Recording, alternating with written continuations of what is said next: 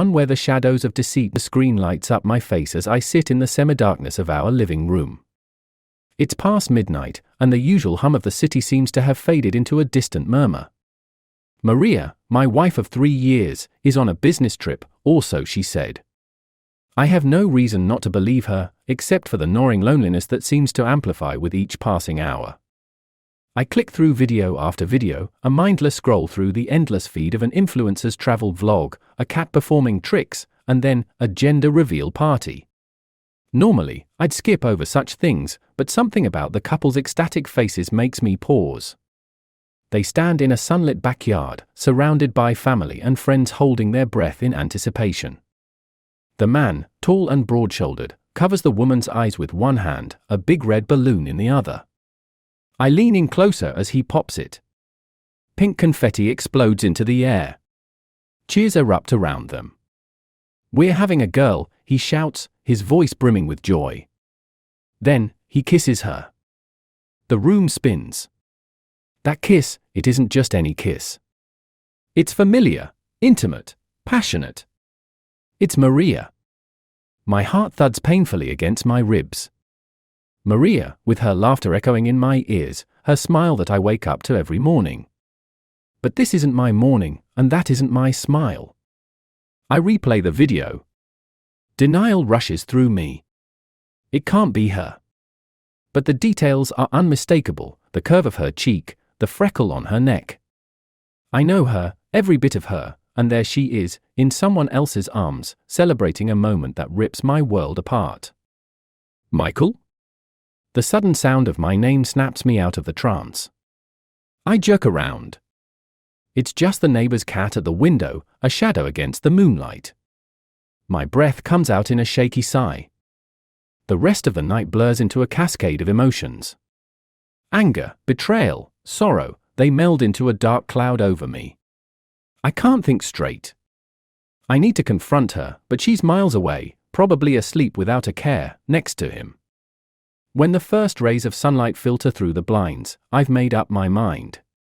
The image of their happiness, her betrayal, it fuels a cold resolve within me. Maria has made her choice, and so will I. I dial the number, my fingers trembling slightly as I press the phone to my ear. The line clicks, then her sleepy voice, "Hey, babe, did you miss me?" "Maria, I saw the video." My voice is calm, too calm. "What video?" Confusion laces her words. "The gender reveal." "You're having a girl, aren't you?" There's a deadly silence. I can almost hear her heart pounding on the other end. "Michael, Save it. We're done." I cut the call before she can explain. Revenge is a bitter seed, and as I stare at the silent phone, I realize it has already started to sprout. Today, I am a man scorned. Tomorrow, I will be her undoing.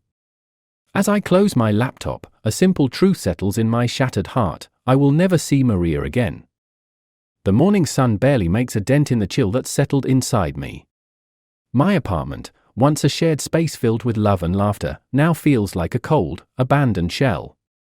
I need movement, action, anything to stop the haunting images of Maria's betrayal. I decide to visit my best friend, Alex, who has always been my go-to for advice, especially in times of crisis. His coffee shop, a cozy little corner of downtown, is bustling with the morning rush, but he spots me immediately and waves me over. "Mike, you look like hell," he says, concern etching his features as he pulls me into a brief hug. I feel like it, I confess, sinking into a chair.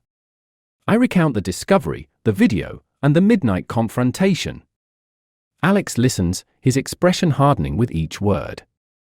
"We need to plan your next steps carefully," he advises once I've finished. "First, are you sure about the divorce?" "It's the only thing I'm sure about," I reply, my jaw set. "Good. Then you'll need a lawyer. I know someone excellent." Alex pulls out his phone and within minutes, I have an appointment set with a top-notch divorce attorney. As I leave the coffee shop, my phone buzzes. It's a text from Maria: "Please, let's talk. I can explain everything." I read it, emotion swirling, then lock my phone without replying. At the lawyer's office, I'm introduced to Samantha Grant, a woman with a reputation for being a shark in court. Her office is sleek and professional, just like her demeanor. "Michael, Alex briefed me on your situation. If you're determined to go through with this, I will ensure you come out on top," she says confidently. I am, I confirm, my resolve solidifying. I want to make sure she can't hurt me, or anyone else, again. Samantha nods, taking notes. "I'll need all the evidence you can provide. Emails, messages, and especially the video you mentioned." Leaving her office, a plan begins to form. Revenge isn't just about the divorce, it's about exposing her deceit to the world. Maria, the perfect wife, the successful businesswoman, soon everyone will know her true face. Later that day, as I sit in the fading light of my apartment, plotting each move like a chess player, my sister Sarah calls. "Michael, are you okay? Mom told me you might be having some problems with Maria." I hesitate, then decide to confide in her. "Yeah, it's over, Sarah. I'm going to make sure she regrets ever lying to me." "Michael, be careful. Don't let this turn you into someone you're not," Sarah warns gently. But it's too late for warnings. The wheels are in motion. I end the call and look out over the city, feeling like a conductor ready to lead a symphony. Maria's downfall will be my masterpiece, the crescendo of my pain transformed into action.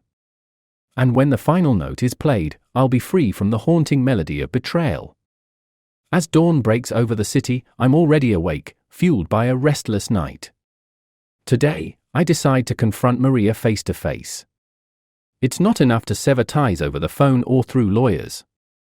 I need to see her, to witness her reaction when I lay out my plans for our divorce and her public exposure. I drive to her office, a high-rise in the bustling financial district.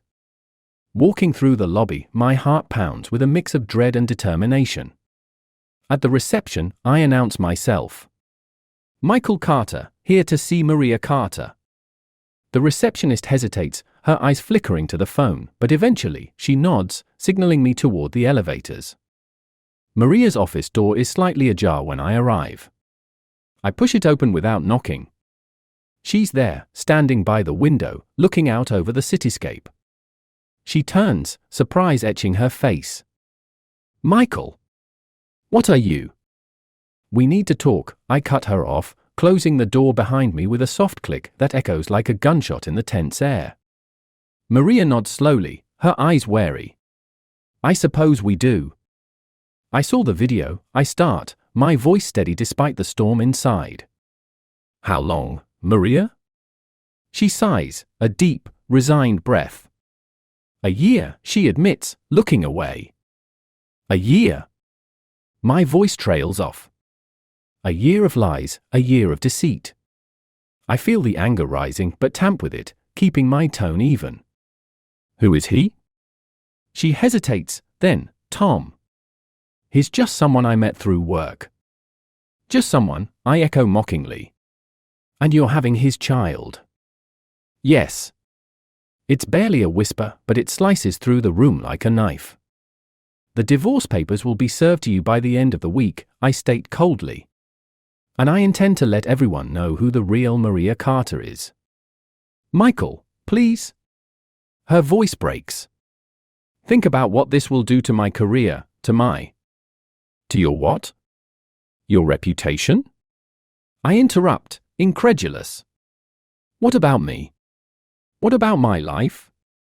"I'm sorry," she says, and it sounds genuine, but it's too late for sorry. I turn to leave, then stop. "One more thing, Maria. I want the house and full disclosure of your finances. And I expect you to move out by the weekend." She doesn't argue. She doesn't beg. She just nods, defeated. As I walk out of her office, I don't feel the triumph I expected. Instead, there's a hollow victory, a Pyrrhic win that costs more than it yields. But it's done. The first steps in a plan that will either rebuild me or ruin us both. Later, as I sit in a cafe across the street, watching the entrance of her building, my phone buzzes. It's Alex. Everything go okay, he texts. I hesitate, then reply, it's done. But I don't know if I feel better or worse. Give it time, he advises. These things take a while to settle.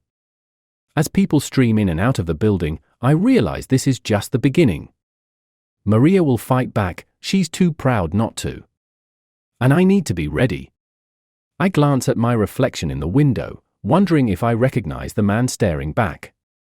The battle lines are drawn, and the war, far from over, has just begun. The weeks that follow are a blur of legal documents, terse meetings, and silent dinners alone. Each day stretches taut with the anticipation of the next blow, whether from Maria's camp or mine. The divorce proceedings are as bitter and twisted as our feelings, each of us digging in, unwilling to give ground.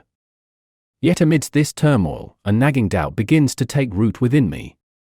The video that shattered my life plays over and over in my mind, something about it doesn't sit right. The scene is too perfect, too public. And Maria, despite her faults, had always been guarded about her private life. Why would she slip now? Determined to find the truth, I reach out to Tom, the man from the video. It takes a few attempts, but finally, he agrees to meet me in a quiet bar downtown, away from the prying eyes of our mutual acquaintances. Tom looks nothing like the villain I painted in my mind. He's nervous, fidgeting with his drink as I sit down. Thanks for meeting me, I start, my voice cool. He nods, swallowing hard. I guess you want answers. I do. I want to know everything. How did you meet Maria? Why were you in that video? Tom takes a deep breath, then starts, look, I met Maria at a conference last year. We were just friends, really. But then she asked me for a favor. A favor? Just friends, really. My interest piqued. Yeah, he continues, she said she was trying to boost her social media presence for her business. Wanted to stage a few life events to get attention.